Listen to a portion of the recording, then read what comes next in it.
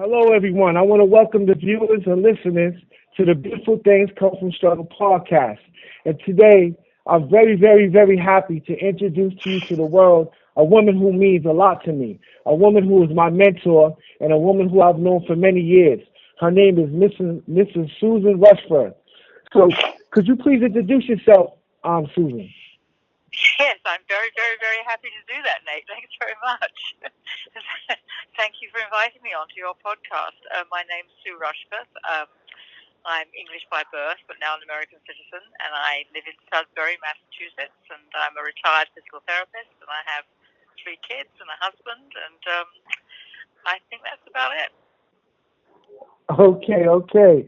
One of the great things that I enjoy from talking to you is about your hunger and your desire and your fight for women's rights.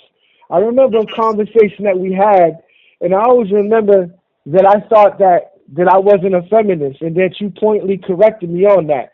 So could you give the viewers and the listeners about your view on women's rights and why and how it's so important to you?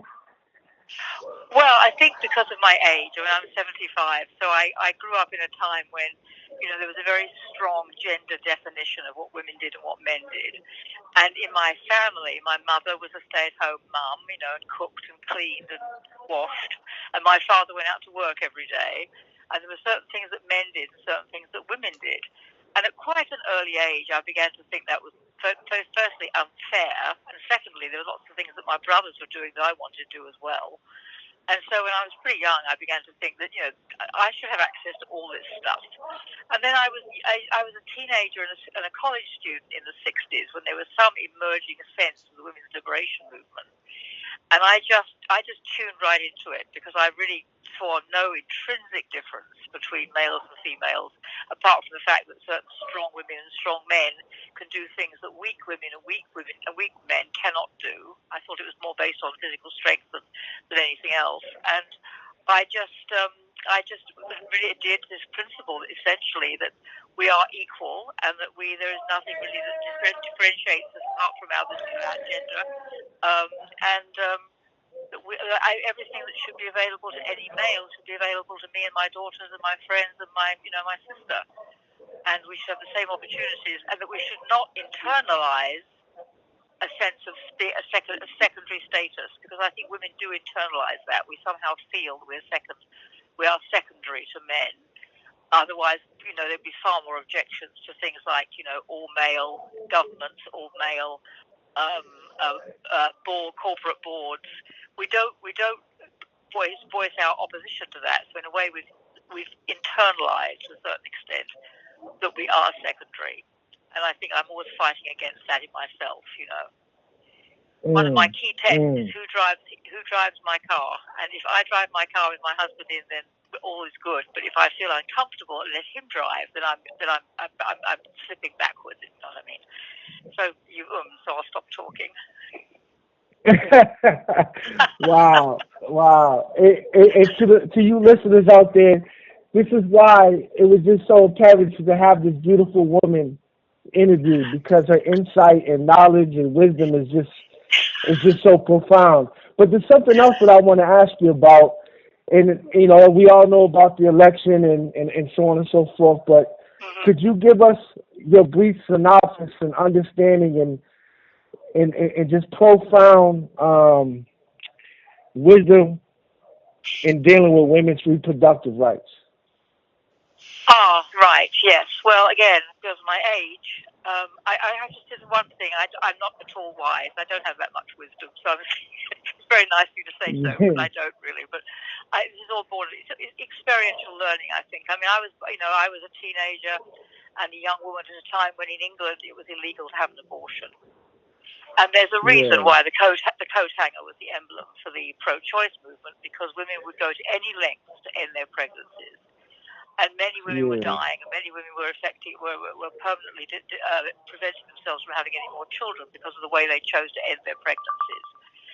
So I was deeply committed to the idea of this becoming safe and legal. And I think one of the earliest marches I went on back in the late 60s, early 70s was a pro-choice march. And I believe absolutely, I believe in choice, and I believe that,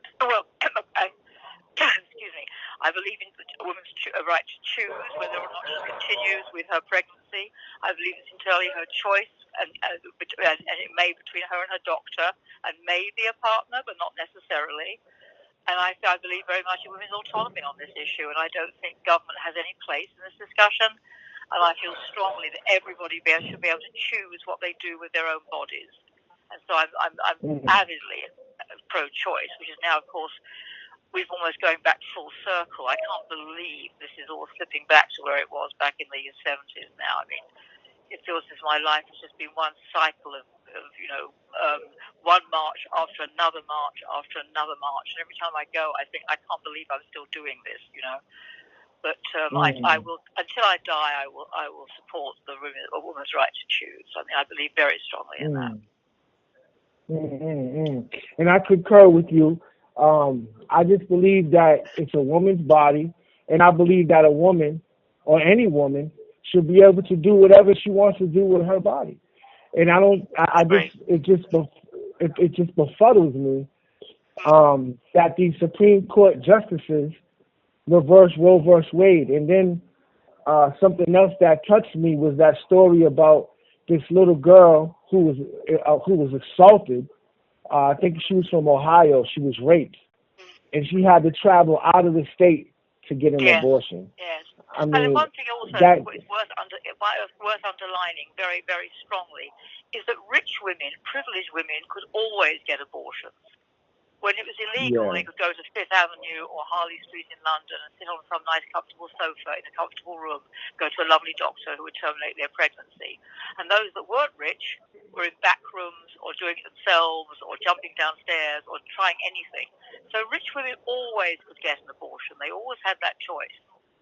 And it's the less well off that face the real issues. Yeah. There's something else that I wanted to ask you. So to those who don't know, I will be released in the very near future, and as I said, I'm so blessed to have Sue in my life. And one thing through knowing her throughout these years is that how impactful you are to not just me, but to other people. Do you mind, very shortly, just telling the listeners some of the things that you do, if you don't mind? Oh, what I do? Well, firstly and importantly, I've been in recovery for a long time, so I spend a lot of time helping other women and going to meetings and things. I also.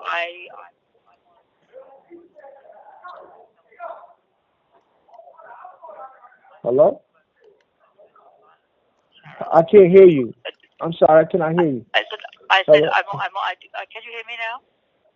Yes. Hello? Yes, could you? I can hear you. When did you lose me? What did I say? No, you were talking about that you were in recovery? Yes, I've been in recovery for 24 years, so a lot of my life is involved with that, obviously. But I also do a lot of volunteer work with domestic violence agencies. And also I'm on the board of an organisation that supports young mothers, single mothers. And I'm politically quite active, and yes, I'm quite busy actually. But my major thrust probably is the domestic violence volunteering on the switchboard, and also as on a organisational group. Wow! I tell you, listeners, this woman is the truth. Another thing that I've learned about you in talking. Is one thing I've learned is that we have different people from different demographical backgrounds. And one thing I've learned from you is that being a white woman from England of 75 years of age, but yet you're able to identify and understand the plights of what's going on in the inner city community, as well as the criminal justice system.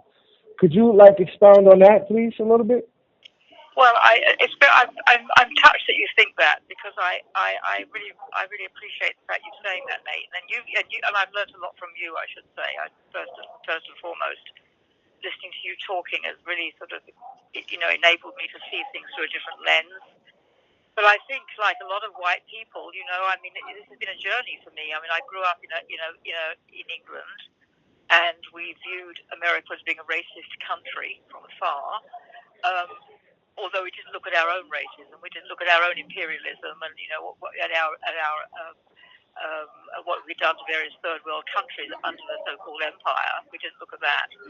And I came here, and I'd seen the busing in Boston, I'd seen the reaction to the civil rights movement at a distance, and I arrived here, and then just after I got here, I think that Rodney King was beaten up, and there were the riots, and until that time after that, Mr. James Byrd was dragged behind that truck down in Texas.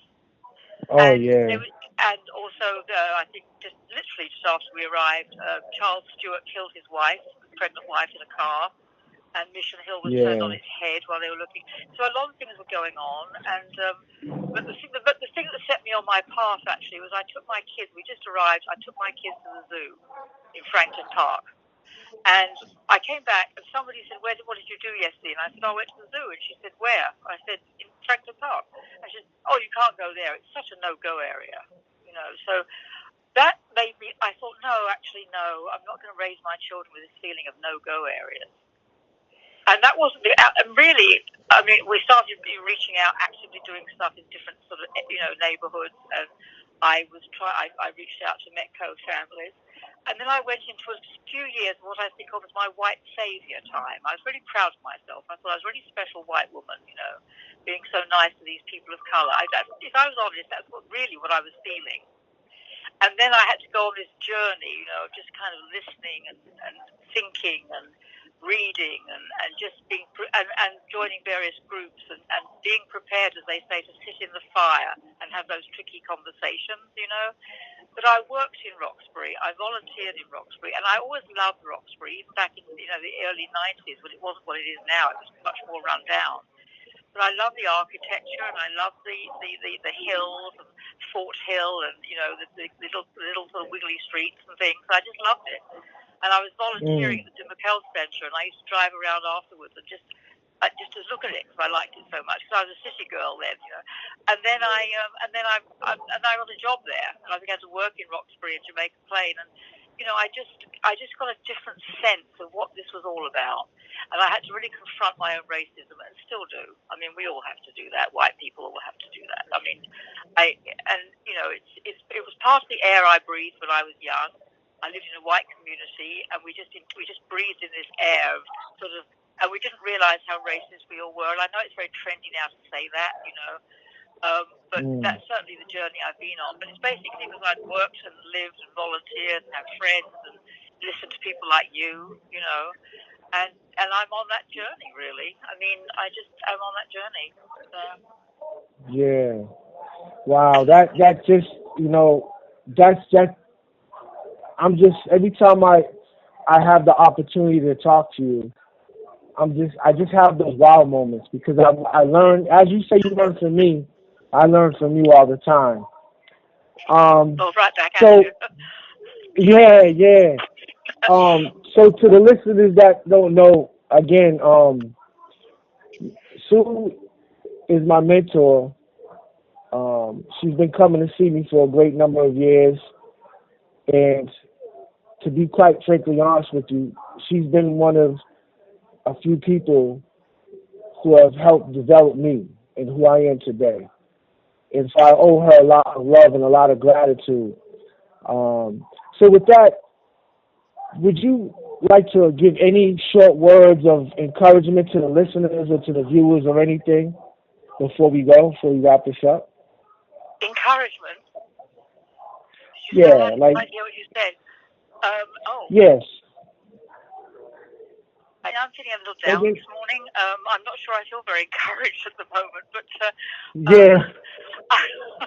This is a bad morning for encouragement. But I don't know really. To be honest, I'm not sure where we're headed on the bigger scale of things.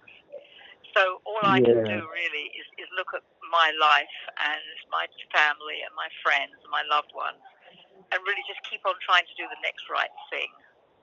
And I think if we just keep on doing that, so all trying to do the next right thing, then the movement will be forward. it's I wouldn't presume to be anyone that could encourage anybody else, really, because I just and I just want to thank you for all these lovely things you're saying about me, which are totally undeserved, but I appreciate them very much. And I feel that it's relationships like ours that actually really make life worth living, I feel. And I think to live your true life, be your true self, is such a gift. And I think that's what I've been able to do in recent years, is just find a sort of truth in myself and keep looking for that truth and seeing the truth and the light in other people too. Well, thank you so much. Thank you, Sue. You're very welcome. Thank you. And thank you, listeners, for listening to this other segment of Beautiful Things Come From Struggle podcast. And I want to let you guys know that we're not trying to preach. We're just trying to reach each other. Well, with that, everybody, God bless, peace, and remain strong. Thank you, everybody. Well said, bro.